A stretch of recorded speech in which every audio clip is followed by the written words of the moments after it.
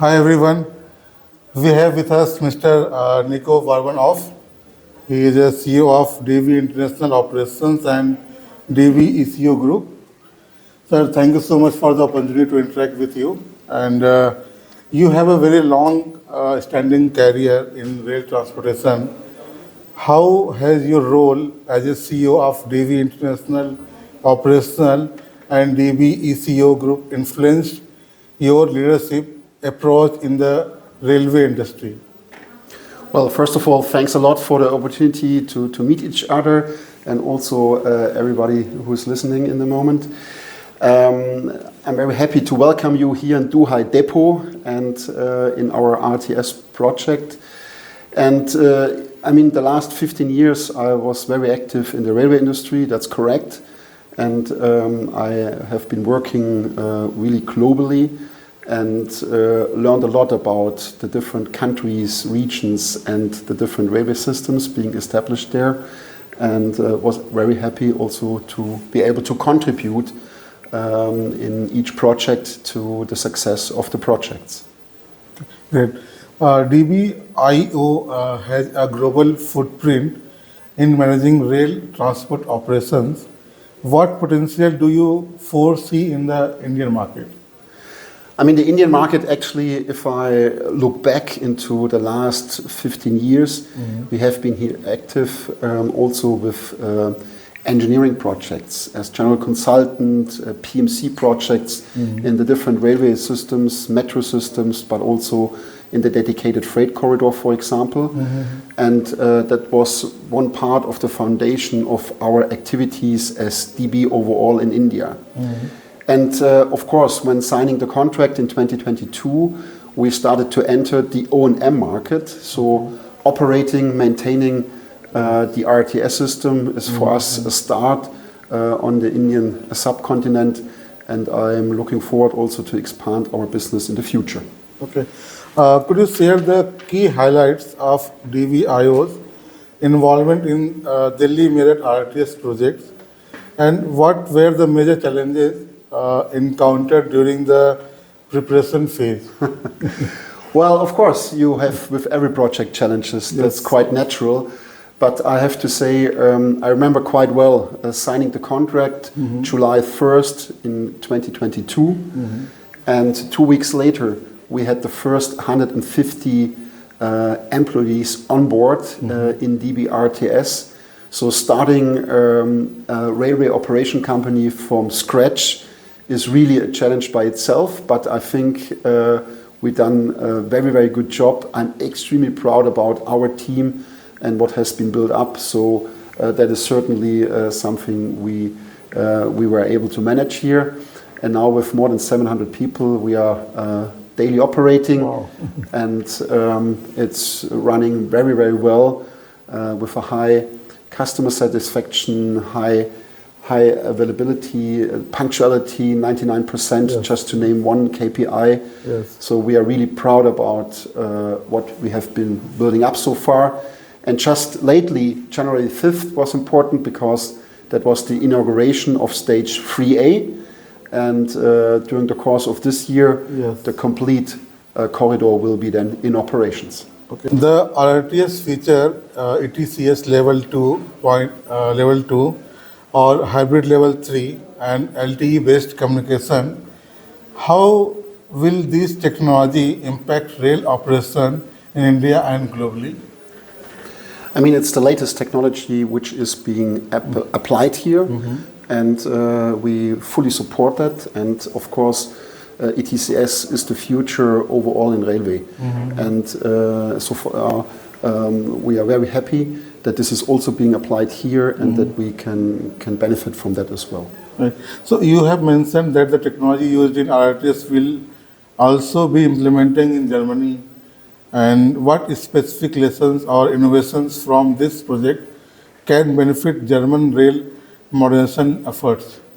Well, I give you a simple example because we have the prerequisites for automatic train operations. So take the platform screen doors at the platforms, and that's something we don't know in Germany.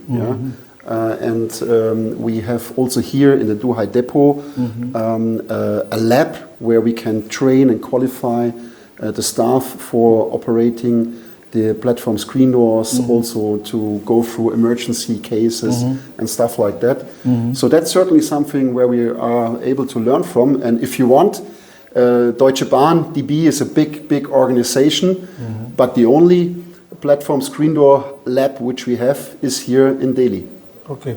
So it can be implemented over there. Yes, and we are learning, just to give you that simple example, but overall we are also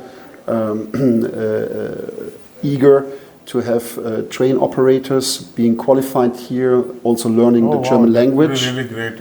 Learning the German language, and for those who want to come to Germany, that they are able to get a job also in, for example, our regional business then in Germany. Understood.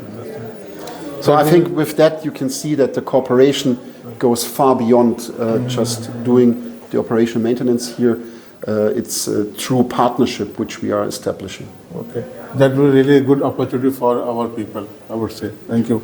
And how does DBIO plan to facilitate continuous knowledge exchange between Indian and German rail system to streamline technological advancement and sustainable practices? I mean, we are in permanent exchange, and when we set up the business here, if you take the standard operating procedures, there are the best of breed, so to say. So we had a German team, but also the local Indian team together writing and practicing then the standard operating procedures before we have implemented them, and now they are part of the day-to-day routines. And I think that's where it starts. Then you have other examples. Technology-wise, I mentioned the platform screen doors, but also the know-how transfer. And also, you know, we are lacking people in Germany, and we need know-how. Train operators could be the start of, but also technicians in the railway maintenance could be other professions which we will able to integrate also into our business back in Germany. Yeah, sustainability is a critical focus for modern transportation projects, right? How does DBIO integrate green mobility solution into its operational strategies for Delhi-Meerut RRTS? I mean, the RTS system itself is, I would say, a green mobility project, because we all know about the congestion in Delhi and the capital region, and I think every mode of transport which is contributing to green mobility is a huge advantage. We take a lot of cars off the street, the congestion here and reducing the travel time by 70% speaks by itself, and we will have a massive CO2 reduction by the system. See, India's capital region is expected to world most populous metropolitan area by 2030. Yes. How does DBIO envision expanding its presence in India? Are there plans to participate in other rail or metro projects in the country? From my understanding, rail metro projects, RRTS projects are very strategic to India. Yes. I mean, you have the capital region you just referred to, which is still for me, and I've been here many times, hardly to understand how big it is. Yeah? So it's now the first corridor being developed. I think it really requires the second and the third corridor alone in the capital region in order to master the traffic situation and to enhance mobility for the people. And also in other areas where we have multi-million people living, multi-million cities. So I think the RTS projects could be a very good success factor for the whole of India in many cities. Right. So how do you define success for project like RRTS, right? And what milestones are you particularly looking forward to achieving it? I mean, overall, as I just mentioned, cutting travel time, reducing CO2 emissions, making intermodal connectivity happening, seamless connectivity. I think that's what is absolutely are the targets and are being met here by the project. Of course, increasing the ridership, which is happening now, and we need to talk more about the system in order to attract more people using the trains day by day. I think that's picking up, and that will be a huge success. I'm absolutely convinced about that. And I think what is also a success factor is, of course, that we operate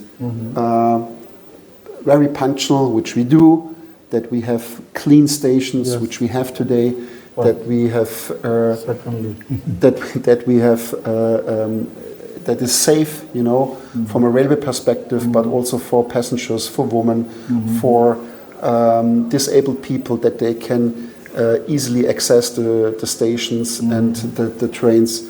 I think there's really a lot of things which are being taken care of, and that's why it's one of the most modern systems in the world. Right. So, what message would you like to convey to our readers? I mean, the readers of Metro Rail News magazine. Well, that I'm totally passionate about our activities in India and about the RTS project itself, of course. We are very proud about it, and I also can speak for our DB-RTS team, which is doing every day a very hard job in order to meet the KPIs, to satisfy the passengers, the customer, and we will continue that journey. That's our commitment.